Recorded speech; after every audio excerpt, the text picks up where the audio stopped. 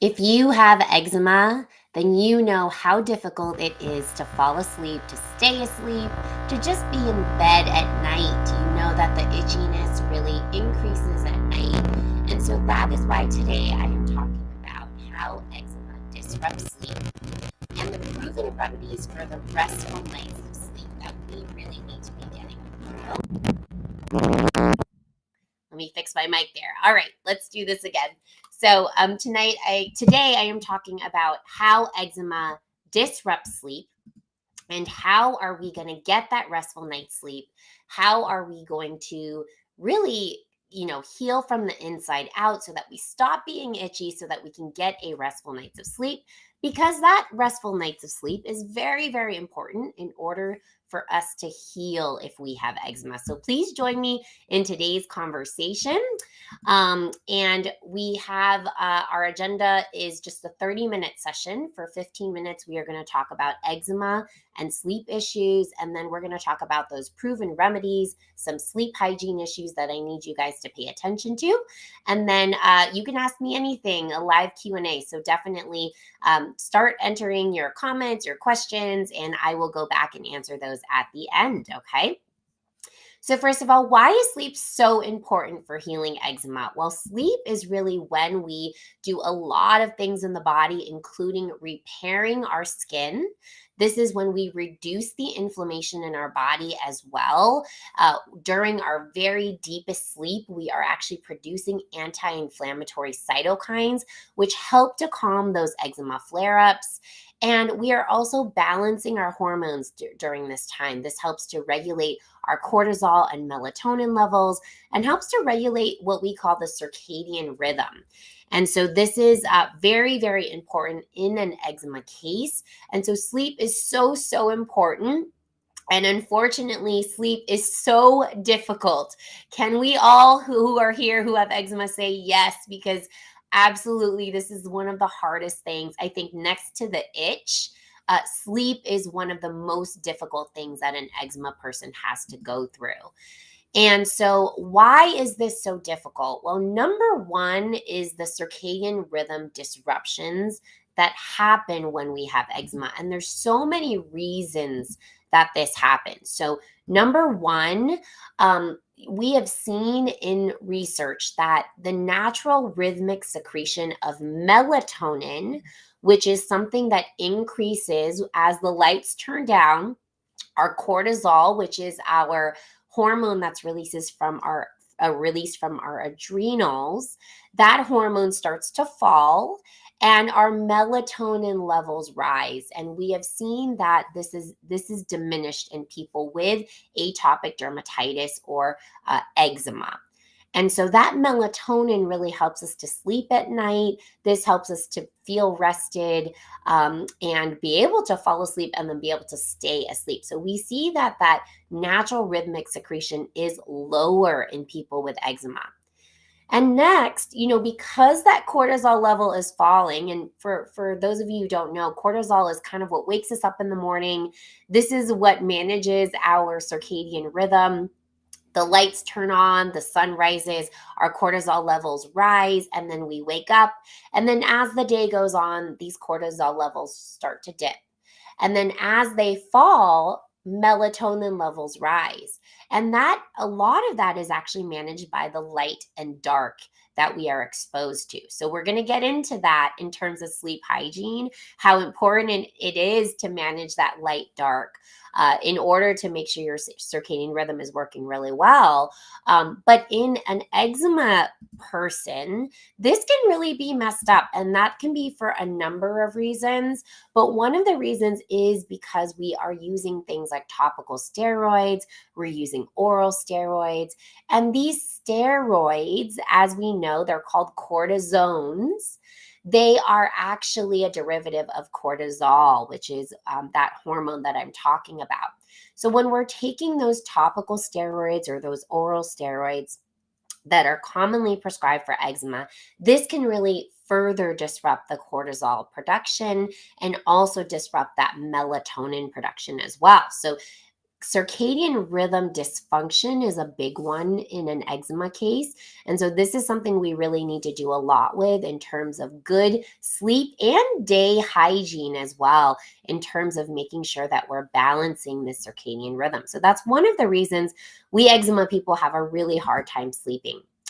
Number two is just the itch factor, right? During the night, we just get very itchy, and there's a couple of reasons for this. So when those melatonin levels rise, the body is actually getting ready for bedtime. And one thing that the body's going to do is actually try to cool the body in preparation for sleep. And so what happens is we're actually going to be releasing more heat so the body gets cooled down. And when that happens, as we all often know, when we get hot, often we get very itchy. And we have seen this actually in the research that when people get hot, this actually increases the pruritus or the itchiness of eczema. So that body temperature can be really important. And again, that can indicate sleep hygiene things like making sure that the room is cool, that we'll talk about in a little bit. Normally, we do wake up periodically at night, and that is a normal process of sleep. Unfortunately, when we are already itchy as eczema people and we're waking up periodically throughout the night, which is again a normal process in a sleep cycle, unfortunately, we might start getting itchy during those periods of awakening. And then we just start this itch scratch cycle that just continues on, and it's hard to get back to sleep. So those normal nighttime awakenings for an eczema person are not very helpful for us. We also might have this heightened itch sensation, and that can happen because, during the daytime, we're doing things, we're moving around, and we don't feel that itch as much. But when we're in bed, when we're asleep, when we're maybe hot under the covers, we are going to feel that itch a little bit more. And then, of course, the cortisol levels are really low. So those that anti-inflammatory action of cortisol is maybe not happening as much as we want it to. And so we get this heightened level of itchiness during sleep. Then this itch scratch cycle that might occur because we're hot, because we're waking, we start itching. And now when you itch, it creates more histamine and more inflammation. And then you get itchier and itchier and itchier. So we end up in this itch scratch cycle, which most of you probably are very familiar with. Unfortunately, this is something that we all deal with as eczema people. I remember being an eczema person, I couldn't sleep. When I was a kid, I couldn't sleep over at other people's homes. I would be scratching all night long. I couldn't sleep with a partner as I got older just because I was scratching all the time. I remember waking up not even knowing I was scratching, and I would have dirty, dirt underneath my fingernails because I was scratching all night. So this is a big, big problem, as we all know, if we are dealing with eczema. So let's talk about the solutions. There are natural remedies to support better sleep for eczema sufferers, and these natural remedies can be really important in the process of trying to get better sleep. And there are different remedies. There's also different reasons we would use the remedies. And then, of course, getting to the root cause and really addressing the root cause of the eczema in the first place is really the best way to go about this. And then I do want to preface this by saying, if you are going to try any of these natural remedies, make sure that you consult with your doctor or a naturopathic doctor or somebody who really understands how to use these remedies, okay? Now, melatonin is one of my favorites. This is actually one of the only natural remedies that we actually have research on in terms of use for sleep support in an eczema patient. And there was a randomized clinical trial done on children with atopic dermatitis, which is the most common version of eczema, that found that melatonin supplementation not only shortened the time it took to fall asleep by an average of 21 minutes, but also significantly reduced eczema severity. And this could be due to melatonin's anti-inflammatory properties. Melatonin is an antioxidant as well, and it's important It's an important hormone to help us sleep, to help us heal. And the great thing is that melatonin is not addictive. There's no evidence that suggests that it causes dependence. It just mimics the body's natural hormone rather than sedating the brain or altering the brain chemistry. And the great thing is, too, when you stop melatonin, we don't really see withdrawal symptoms. Now, one thing with melatonin, when people do take it, they do sometimes complain of being drowsy the next day. And sometimes people also complain of having very vivid dreams. So that is one thing to think about when using melatonin. You might want to figure out the right dosing there, work with a good practitioner to find the right dosing for the melatonin. But melatonin is a good one. And, there is research behind it. The pros of using melatonin is it is, again, non-addictive. It's safe for short and long-term use. It's readily available, and it's generally safe for children, but we do need a little bit more research to make sure that a long-term use is okay. For adults, again, we might see this drowsiness. Sometimes people have a little bit of dizziness. Sometimes people get headaches just because they're so drowsy, and it can cause those vivid dreams. So, there are some cons, but sometimes those pros do outweigh the cons if it is helping you get to sleep. Now, I do not like to use melatonin for a long period of time. I like to use it usually in the very beginning when someone is really, really itchy and we're still really trying to address the root cause of the issue. And so we use it in the beginning to just help the person get to sleep. And then once things start to heal and the skin starts to get better, the itchiness starts to lower, we usually take them off the melatonin. So it can be really great for those emergency situations when it's just so difficult to sleep. Now, dosing is very important. Again, you want to work with a qualified healthcare practitioner to figure out the dose for yourself. But children usually take anywhere from 1 milligram to 3 milligrams, taken 30 to 60 minutes before bedtime. Adults usually a little bit more, about 2 milligrams to 5 milligrams, again, 30 to 60 minutes before bedtime. And when is the right time to use melatonin? Well, if you're having a hard time falling asleep, this can be a really good supplement to consider. And especially if you're noticing that those symptoms are definitely worsening at night and you're really just having a hard time falling asleep, this can be a good one to really consider. Okay. My pick is Clean Body Sleep Well. So I did publish a blog today on this topic. If you go to the links in my bio and click blog, you can navigate to the blog that I just released today, which is called How Eczema Disrupts Sleep and Proven Remedies for Restful Nights. And then just scroll down into that blog and you'll see the links to purchase these if you're interested in trying these out. Okay. All right. So my next remedy that I'd like to mention is a gentle homeopathic support. And this one can be really, really great because homeopathy is very, very gentle. These are very dilute herbs, and there's even dilute melatonin in here as well. Homeopathy is considered non-habit forming. They're very safe for children, adults, and even toddlers and babies. And this is very gentle support. So we're not going to really have a sedative effect, really. We're hoping to just kind of calm the system really gently.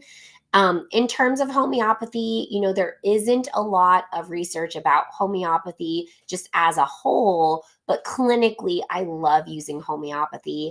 I have seen homeopathy to work wonders, especially in children, and especially because it's so gentle. And, the thing with homeopathy is sometimes it works really well.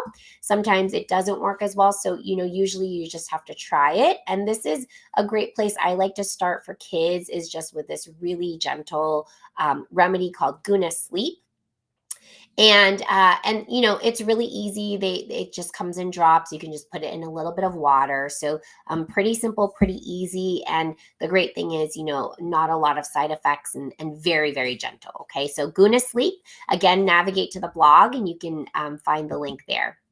All right, and next on my list is magnesium. Now, magnesium is so important because actually, as we get more stressed, we are depleting in magnesium. The other thing is our diets aren't as rich in magnesium as they used to be.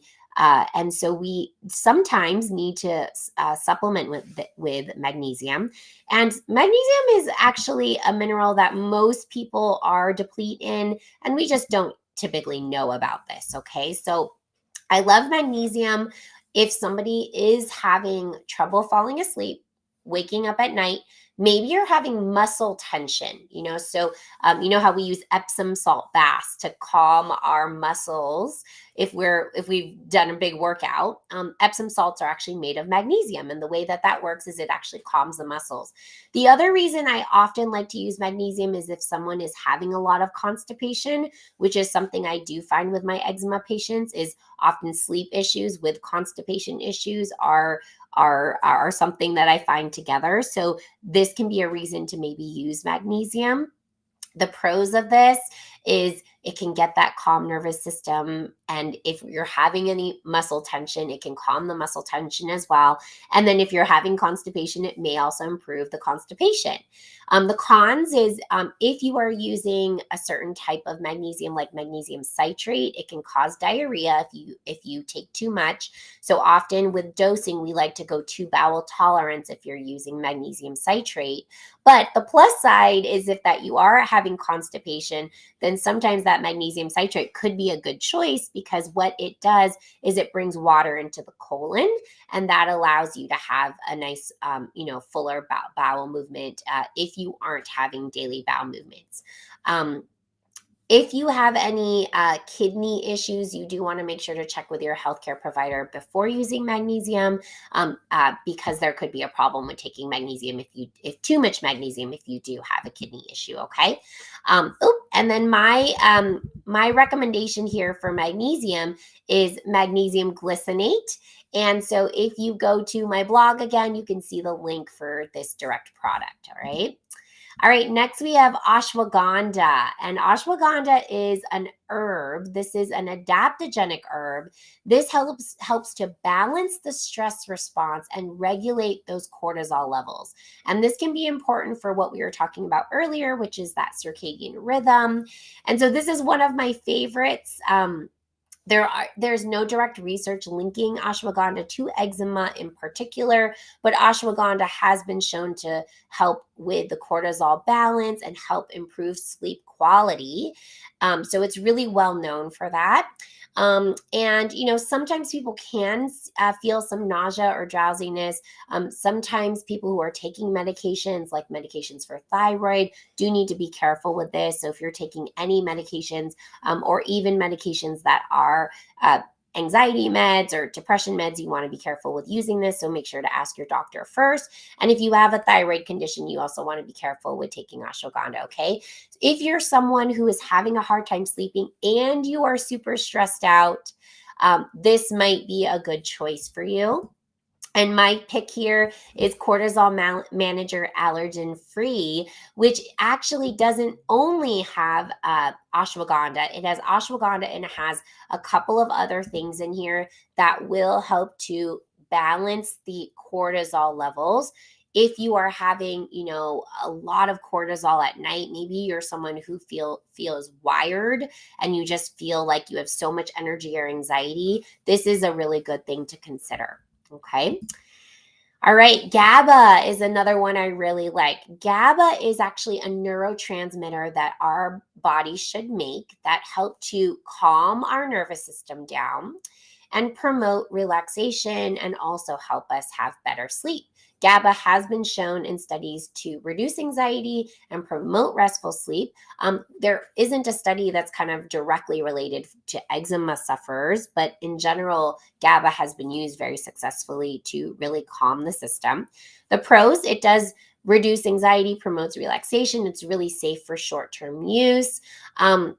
There is some debate about whether GABA can cross the blood-brain barrier, but what I will tell you is in using GABA myself, I have definitely felt a relaxation. I really like it. It's very gentle. It doesn't feel like you're drowsy. It just is kind of a nice chill feeling. And so if you are someone who lies awake at night and you're super stressed and anxiety is keeping you up, GABA could be a really helpful tool. And if you go to the, again, link in my bio and click the blog, you can scroll down and you'll see liposomal neurocalm is a liposomal version of GABA that I really like. Okay. Now, the itch is one of the big deals in terms of why we can't get to sleep. And so we want to think about how do we get that itch down naturally? And there's a lot of ways to do that. If you want to download my itch relief guide, go to my blog and there's a link in the blog and you can download my itch relief guide. That includes itch relief that is natural remedies, but also things that you can just do, because a lot of the reason we're itchy is we're not calming our systems down. We're not calming our nervous system down. So things like just meditation and deep breathing can really help as well. Okay. So just itch remedies in general can help sleep. All right. All right. And then sleep hygiene. So, above and beyond taking things, I really actually think you should start with sleep hygiene. Optimizing your environment for restful sleep is extremely important. So, there's a couple things that we need to break down. So, remember, we talked about that heat and how that heat can cause you to be more itchy. So, you want to make sure to keep it cool. Even like fans and, can help to just kind of cool things down, or lightweight bedding, breathable fabrics like cotton. You do want to make sure, because remember, we talked about that light dark, that's really managing that circadian rhythm. You want to make sure that you're avoiding screens right before you go to bed. So phones, tablets, computers, this is going to suppress your melatonin production. So just by doing that, you'll be making more melatonin. You want to make sure that you have a dark environment. And actually, when the sun goes down, you also want to start lowering those lights in your home. So as the sun comes down, make sure that you're dimming those lights. In my home, we actually have dimmers on all of our lights. We also have in our bedroom, we have little lights that turn red. And that can really help to just kind of start to get that melatonin flowing, letting your body know, hey, it's nighttime, it's dark, it's time to go to bed. And then when that darkness comes, your body will start making that melatonin. So natural melatonin is best, before even supplementing. Establishing a good nighttime routine, calming activities. I especially like things like lymphatic drainage massage at night before bed, just calming the system down. If you have kids with eczema, just massaging them and just kind of squeezing their system to move that lymphatic system right before bed, I like. And then, sometimes locking in the moisture can be helpful for some people. For some people, moisturizing before bed is not helpful. So you just have to figure out what works for you. But sometimes just the dryness of the skin can really make us itchy. So locking in that moisture with a good skin protectant like Clean Skin Protect is a good idea. Okay. So following these good sleep hygiene rules can really help to improve the sleep. And this is actually the first place to start. I should have actually started here. And then we should follow that up with, okay, then if we do all these things and this isn't working, what else can we do? Other things that I actually didn't put on here that I think could be important. Wi-Fi and EMF can be important. So if you are someone who sleeps right next to your phone or puts your phone right next to your bed, one of two things: either put that phone farther away from you. The farther it is away from you, the better. Put it on airplane mode, if at all possible, if you don't need to be reached.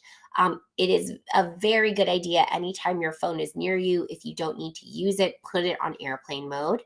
And turn off your Wi-Fi in general in the home right before bed, and then just turn it back on when you wake up in the morning. Okay. These things can actually disrupt our sleep. Those electromagnetic fields can disrupt our sleep. And especially when someone has eczema, their field is weaker. And so those EMF fields are actually going to mess you up a little bit more. So make sure that you're paying attention to that as well. All right. So, we've talked about remedies, we've talked about sleep hygiene, but the real true cause of the eczema is really multidimensional. It's complex. This is what we talk about every week on these lives. And we need to get to the root cause above and beyond just addressing the sleep itself. We actually need to address the eczema, the real reasons why we're having that. So if you want to dive deeper into that, make sure you go to the link in my bio and take my eczema root cause assessment. That's a really great place to start. That'll help you to understand what the root causes of your eczema are and where you can start tackling, the root cause so that you can really clear that skin for good. And as I'm working with patients and working on the root cause, we need to get them to sleep. So these are the things I usually do to help them get to sleep as we are working on the root cause of the eczema. But the things that we're doing for sleep, like those remedies, they aren't something I want to keep doing for a long time. My hope is that we're only on those remedies for, let's say, a month or 2 months. And then after the 2-month mark, we can get off of them. That's really my goal. Okay, time for questions. And remember, this is for educational purposes only. This is not for medical advice. Eczema does vary. If you do want to get evaluated, you can consider booking a consultation with me or just start by taking my assessment to see what the root causes of your eczema are, okay? So today we are talking about how eczema disrupts sleep and proven remedies for restful nights. So if you guys have questions, please go ahead and type them into the chat box now, and I'm happy to answer them. There are some questions I saw from earlier, so I will pull those up right now. All right, let's see. Okay, let's look at over here for questions. Okay. And someone saying, yes, I hate the heat. Yes, absolutely. The heat is so terrible for an eczema person because we all know that we get very itchy when we get hot. So absolutely make it cool if you are going to sleep. That can be really important. How can I get rid of eczema for my baby? Okay, you will want to either go to my reels or go to my YouTube for this person. I did a live on eczema in babies, and if you can, maybe just DM me and I can actually send that link to you directly if you want, or you can go to my YouTube and search for it. It would be under my clean skin playlist, and I talk about this, all of the reasons that baby has eczema.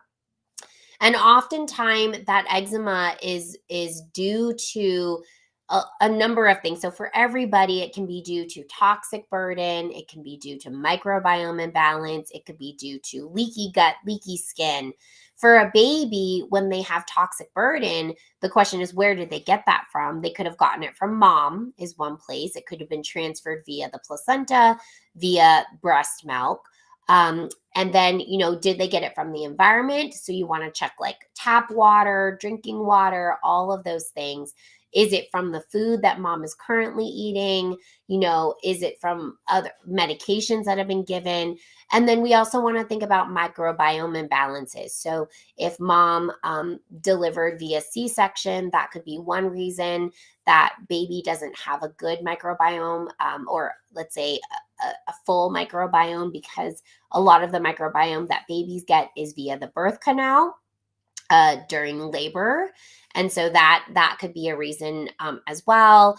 If mom or baby needed to take antibiotics during delivery, this could be another reason too. So there's a lot of reasons. So check that video or message me and I can answer any questions directly. Or if you have questions now, just type them into the comments.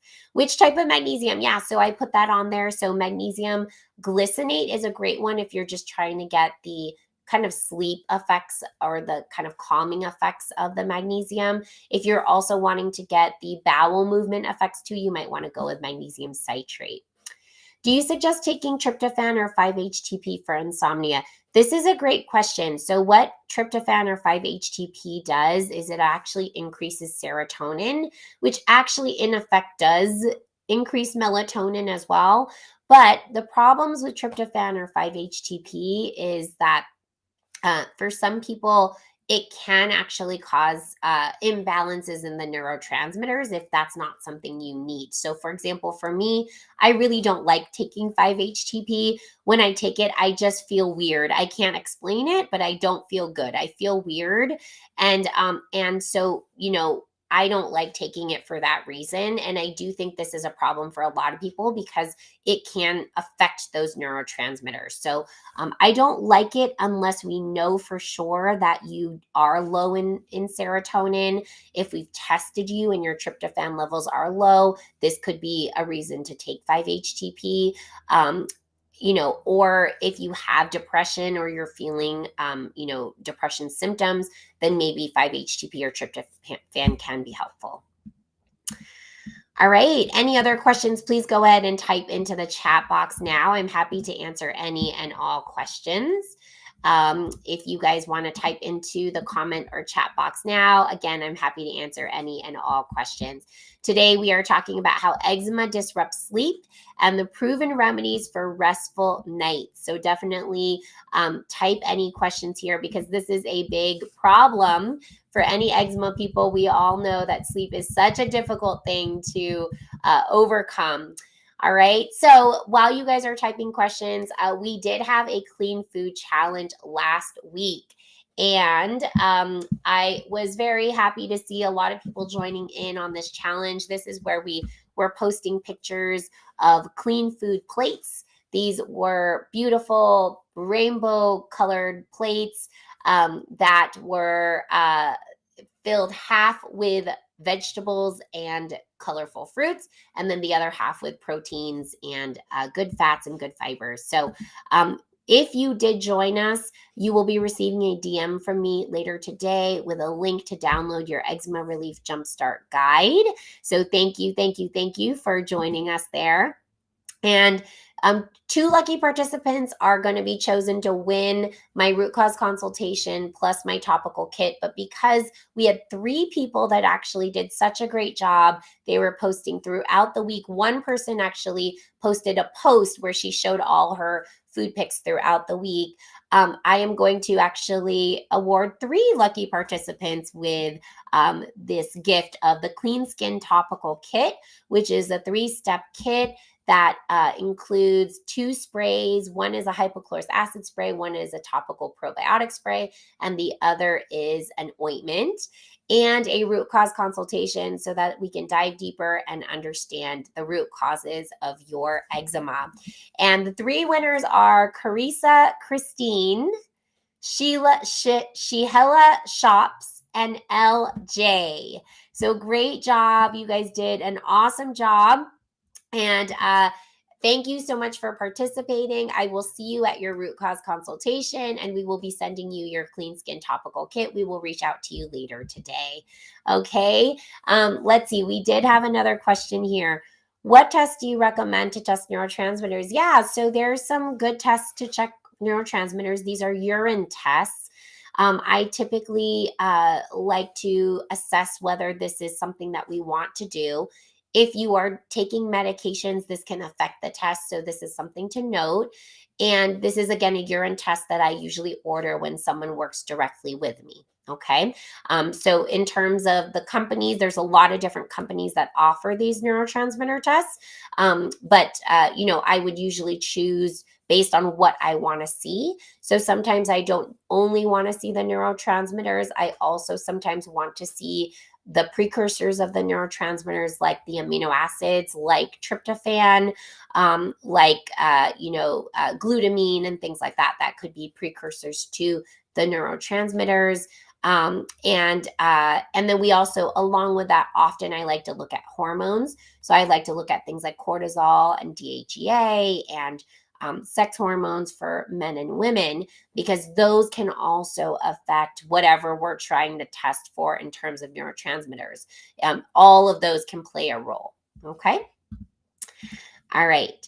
If you guys have not already done so and you have eczema, please take my free eczema root cause assessment. The link is in my bio. It's a free assessment. It only takes 3 minutes.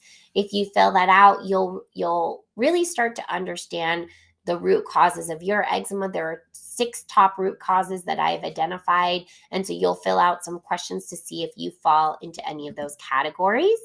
And then also, if you want to attend my free eczema relief workshop, this is a live interactive workshop. I'm going to be doing it next Tuesday at 6:30.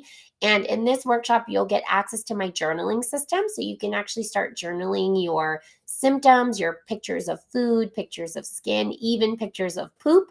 I will assess those at the workshop, and I'll help you to understand the root causes of your eczema. I also do a little bit of teaching to help you understand how to understand, the root causes and what you actually do with that information. Okay. So if you haven't checked that out before, in the past, because I have done it in the past, make sure to check it out this coming Tuesday at 6:30 p.m. And again, the link is also in my bio. Okay. All right. If you guys have any other questions, please go ahead and type into the chat box. I am going to be turning this into a podcast. So if you guys, I'll keep you guys updated. So make sure to follow me. Make sure to check my stories and my posts. And all of these lives I will be turning into a podcast so that you guys can have easier access to them. Okay. If you have any other questions or comments, please go ahead and type into the chat box now. I'm happy to answer any and all questions. And otherwise, I hope that this information helps you to get better sleep. I know this is one of the biggest problems that an eczema person can deal with. But remember, these are only the beginning. These are not necessarily going to fix the problem completely.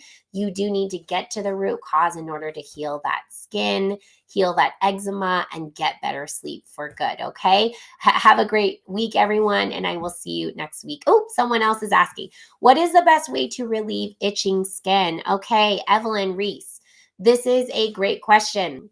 Please DM me and I will send you my itch relief guide. It gives you some of my key tools that will help you get some immediate relief. Everything from what can you do just, in your home in terms of physically with meditation, with things like acupressure points, with cold therapy, what therapies can you do at home? And then also some supplements and remedies that you can use to get some relief from the itch. But what I would have to say is that also beyond my guide, it really goes deeper than that, because the itch is just a sign that there's inflammation in the body that is triggering these cytokines to be released. These are immune system markers that will cause itchiness on your skin. So yes, there are things we can do to kind of lower that itchiness, make it better, but there's really nothing we can do to stop that itchiness except get to the root cause, right? Really, really understand what's actually causing that inflammatory cascade so that we can really, truly heal. What about when it gets to bleeding? What's the best way to heal the open wounds? My son's skin is bad. Yes, Evelyn Reese. Check out my Clean Skin Topical Kit. Go to the link in my bio and you can see it says buy Clean Skin Topical Kit. I do highly recommend that for wounded skin. There are 3 things in there. The first one is called Clean Skin Calm. This is actually to calm the redness and also calm any infections that are on the skin. It's hypochlorous acid, and it's really great to heal wounds. And I've called it calm because it also has another effect of actually lowering the itchiness on the skin, lowering the redness, okay? Number 2 is Clean Skin Restore. This is a topical probiotic. Because we are killing some bacteria when we do calm and hypochlorous acid, we also want to restore with some good probiotics. And probiotics can also help to kind of replenish the good probiotics on the skin as well. And then number 3 in the topical kit is Clean Skin Protect. And Clean Skin Protect is a ointment. It's kind of like a Vaseline-like ointment, but I don't really love Vaseline because Vaseline has things like petroleum and mineral oil in them, things like that, Aquaphor and all of those. They have those types of products in there. So I really like doing things that are petroleum and mineral oil free.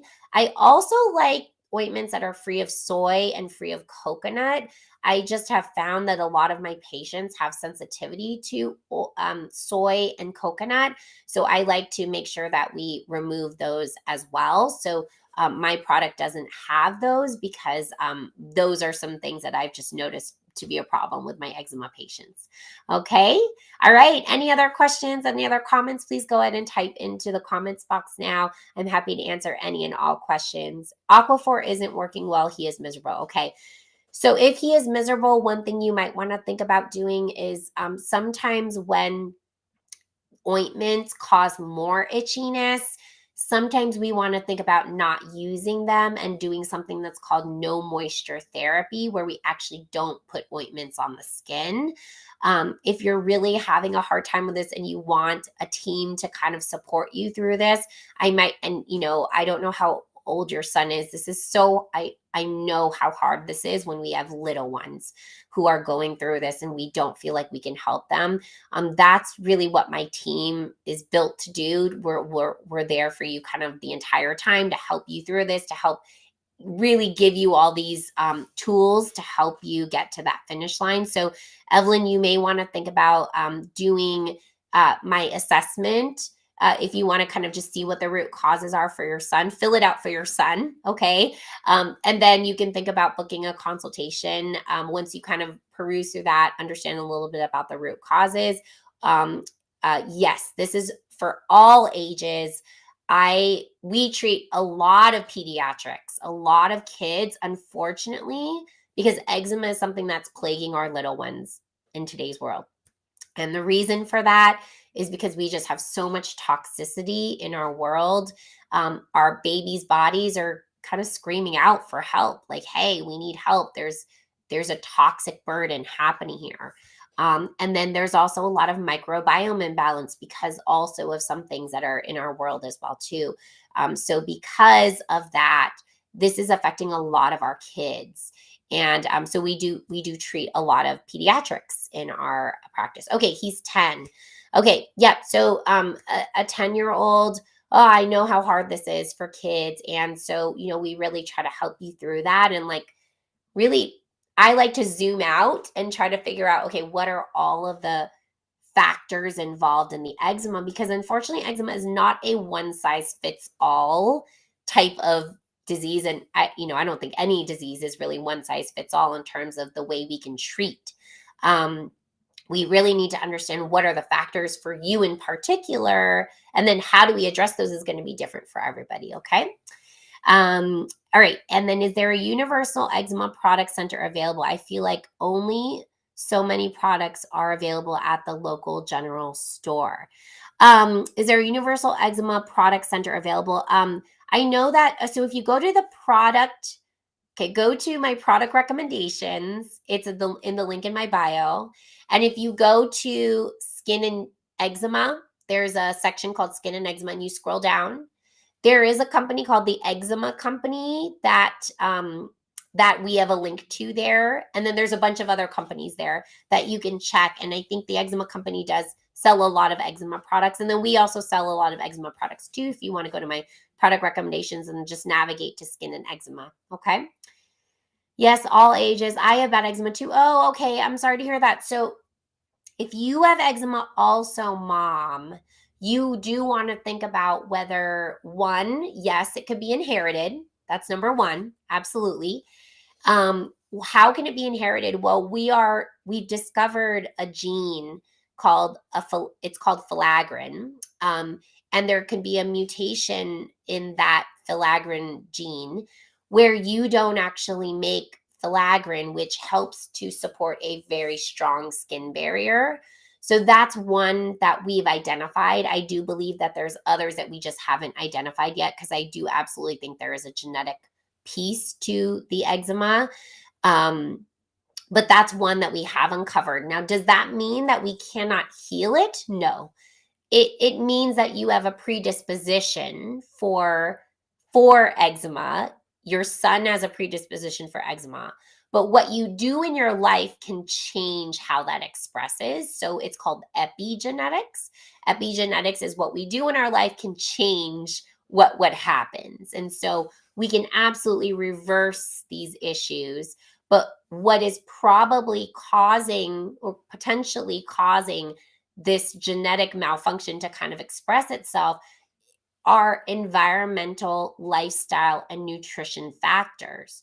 So we need to think about, what are you eating? What are you exposing yourself to toxin wise? What is currently in your body? And we have tests that we can do to understand that a little bit better. Okay. All right. Someone is asking, have you heard about raw milk being helpful? Okay. So I have a lot of thoughts about this. Raw milk can be a better version of milk if you want to drink milk and if you know that milk isn't bothering your condition. However, I think that for almost all the eczema cases I've seen, it's like 99.999%. If they are having dairy, whether it's raw or pasteurized, it can be causing inflammation. So, what I typically ask someone to do if they're having raw milk right now is, let's take it out first, or let's test first, actually, step one. Let's test. Let's see if you have any immune reactions to the milk. More than likely, 99.99% of the time, I do often see these. So then let's remove the raw milk. Let's heal the gut. Let's heal the system. And when we put milk back in, we can potentially put back, raw milk. The other problem is that some people have problems with like the A1 versus the A2. So sometimes people will do like an A2 milk and that will be okay. Or sometimes it's let's say the lactose or certain proteins, and then so certain cheeses might be okay, but the milk itself isn't okay. So there's a lot of ways we need to think about dairy. And sometimes dairy in this country versus dairy in Europe is going to be different, and we might notice different reactions there as well too because of the different cows, etc. Okay, so there's a lot of ways to think about that, but in general, I tend to see that dairy of all forms can potentially be an inflammatory trigger for eczema people. I just went vegan this past week and noticed my skin is more irritated. Could it be a detox? So again, this is a lot of these questions. Sometimes I need to know a lot more. So when you went vegan, I think I need to know, like, what are you eating? Because going vegan, unfortunately, is not always the healthiest move if going vegan means you started eating a lot of processed foods. Okay. Um, there's a way to go vegan, again, that's not healthy. Then there's a way to go vegan that's super healthy, where you're really getting colorful vegetables, whole foods, you're not doing packaged foods. But what I find is when people go vegan, they often are doing a lot more packaged foods. Okay. Um, Next is like, okay, only whole foods. Okay. So then the next thing is, what are you eating that's vegan? Because some things that are vegan sometimes have can sometimes have an inflammatory issue as well. Or maybe you're still doing gluten, and gluten is vegan, but it can be inflammatory. But things like nightshades, so nightshades like tomatoes, potatoes, eggplant, can sometimes be inflammatory for an eczema person. So it's hard to say. I guess the answer here is a little hard. Could it be detox? It's also possible too, but I also would need to know, where did you start with your diet and then where are you now, to understand if there's truly a detox going on, or if there's something that you might be eating now that could be causing an issue. So going vegan, I would have to say, is not always a healthy move for every person. Now, that's not true all the time. Sometimes it's a great move for some people. Um, Sometimes when people go vegan, they then miss out on a lot of the proteins that they need to eat if they're not really doing a good job with making sure they're getting those proteins. Okay, so I think diet is something that has to be customized to each person. So it's hard to say, oh, vegan is a great diet or this is a great diet. It's really got to be customized to you. So it's hard to answer that, I would say, straight up, just because there's a lot of questions and factors that I would need to consider in order to truly answer that correctly. Curious if you accept insurance to work with you. So great question. If you have a PPO insurance, so I guess answering that more quickly, I don't accept insurance, but if you have a PPO insurance, if you have FSA or HSA, then we can give you a super bill to give to your PPO insurance to see if you can get reimbursed. We typically ask you to call your insurance first to just see and make sure you understand what's covered. And then typically that can cover visits, it can cover labs, and it can even sometimes cover supplements for FSA and HSA. Okay. And I always try to consider finances for all my patients because I know that not all of this is going to be covered. Unfortunately, in today's world, our insurance covers conventional medicine and not this type of medicine, which is the type of medicine it should be covering, because what we're really doing is preventive medicine and really healing so that people can get better for good instead of just giving medications forever and ever and ever, right? So hopefully one day that will be the case.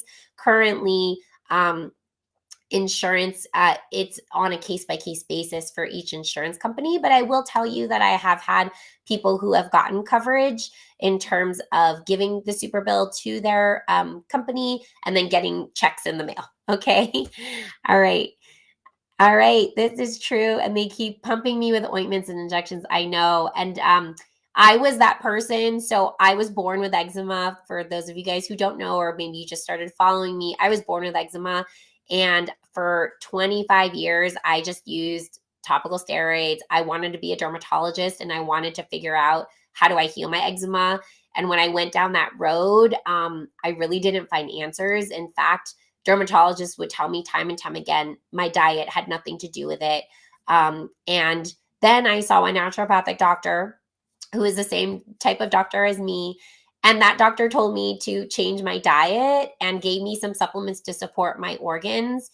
Within 2 weeks, I had seen change that I had never seen before. It was amazing. And that was it. I ended up going to medical school 6 months later.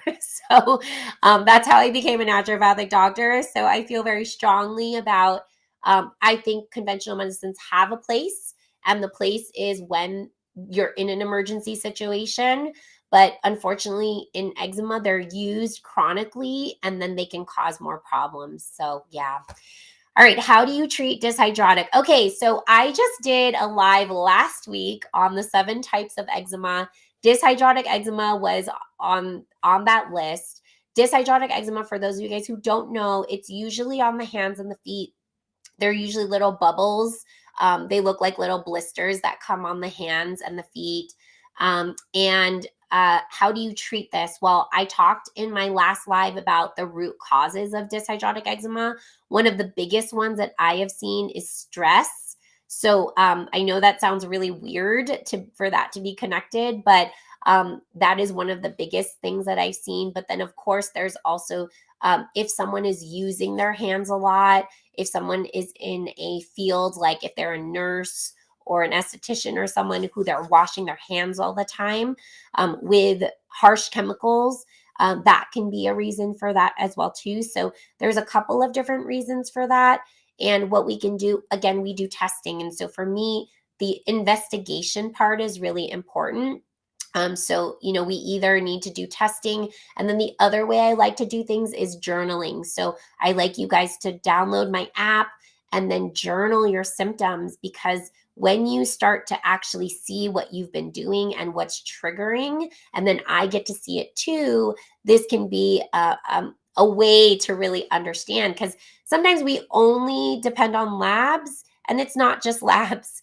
Labs are 50% of how I evaluate a case. The other way is through journaling. So when you book a consultation with me, you'll get access to my journaling system. You'll start journaling everything that you can possibly journal, if possible, everything from what you're eating. So take pictures of your food, take pictures of your poop. I know that sounds weird, but poop is telling me what's going out of your body. And then pictures of your skin. And then I also want to know other things like I'm super stressed at work. I want to see even your like your laundry detergent, your soaps that you use, your lotions, and all of that, because all of that could be playing a role. And whether you're having bad dreams at night, if you're always waking up in the middle of the night, having a nightmare, all of those things are really important. Okay. And this person says, makes sense, stress, and quite wash my hands, dental field. Okay. Are you the person with dyshydrotic eczema? Because you just have a textbook presentation if that's the case. And yes, I often see the dyshydrotic eczema with people in the medical field or someone who's washing their hands a lot. So I would recommend looking at the soap you're washing with. I know that we need to use antibacterial soaps. Those antibacterial soaps can have a toxin called triclosan in them. So you might want to go with a natural antibacterial soap, something with neem or tea tree oil or something like that. Could be a better option if your office allows for that. Okay. All right. And wow, I hope that happens for me and my son. Yes. So that is my goal. It took me, years to figure all of this out for myself. And my hope is that we really try to get this done quicker because of my experience, because of the labs, because of the evaluation. And we try to figure this out for you because it's really a puzzle, everyone. It's a puzzle figuring out how to heal eczema. Unfortunately, it's not very simple as take this supplement or use this topical. We kind of have to figure it out. But once we figure it out, we get there and we get you to what I like to call clean body health. Because for me, cleaning your body equals clearing your skin. Okay.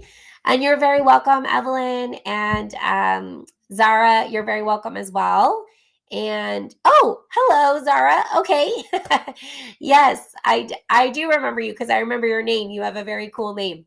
All right. Well, Zara, you can always call my office and even, we can get you some labs even before I see you, or just speak with Alicia, my care coordinator, and she can get you set up if you wanted to just kind of revisit everything, redo some labs, revisit everything, and just kind of see how we can get to the root cause of this for you.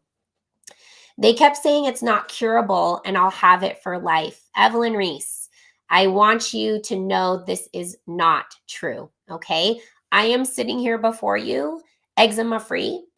I had very severe eczema, so much so that when I was a baby, I lost all my hair because I scratched it all off. I had been using topical steroids my whole life. And what actually happened was when I was pregnant with my daughter, I didn't want to use them anymore. I didn't want those steroids to affect my daughter. She's turning 16 soon. So that was 17 years ago almost. And that was when I got what's called topical steroid withdrawal, where my skin just flared. It's also called red skin syndrome. It's because I stopped using my topical steroids for the first time in my life. That's when I started to turn to naturopathic medicine.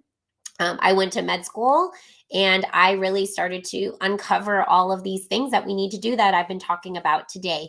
I have now been eczema free completely for let's see, a little over 10 years now. So it took me 17 years ago. So it took me like six to 7 years to really heal. But my hope is that we can truncate that for you, that time for healing, because it took me time because I had to figure out all this stuff. And I really tried everything under the sun. So you've tried it, you name it, I've tried it. And that's where, we can kind of pinpoint those things by doing things like really good journaling and then really good labs. Okay. So if we do that, we can really put that puzzle together. I really like to present that puzzle to you at your consultation. So at your root cause consultation, of course, we don't have labs yet, but what we have is your root cause assessment that you'll do before the consultation. And then we have your pictures. And when we put that together, we can start to build the puzzles, okay, the puzzle pieces. And in our practice, we have helped, so many people. And I think, I don't keep track, but hundreds to maybe even thousands or more in terms of people with eczema.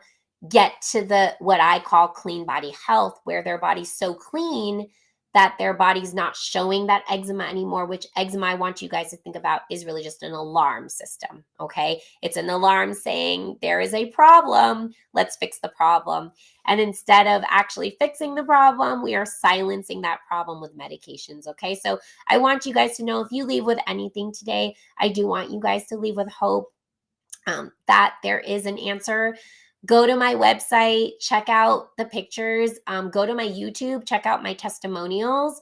You can see real patients just kind of talking about their experience and their experience of cleaning their bodies in order to heal their skin. Okay. All right. Well, thank you so much, everyone. You guys have been a really great crowd today and just really interactive. I love it. And this is what I live for now. I used to live for healing myself because that was all I ever thought about. And now that I've healed myself, I know what it's like to be on that other side. I know what it's like to feel like there aren't answers. So that's what I want to do, is help provide those answers. So I do these lives every Wednesday. Join me every Wednesday. I do them at 12 p.m. So have your lunch with me. And if you want to reach out, you can DM me on Instagram, and definitely do my free assessment if you have some time. All right. Have a great day, everyone. And thank you. And we will see you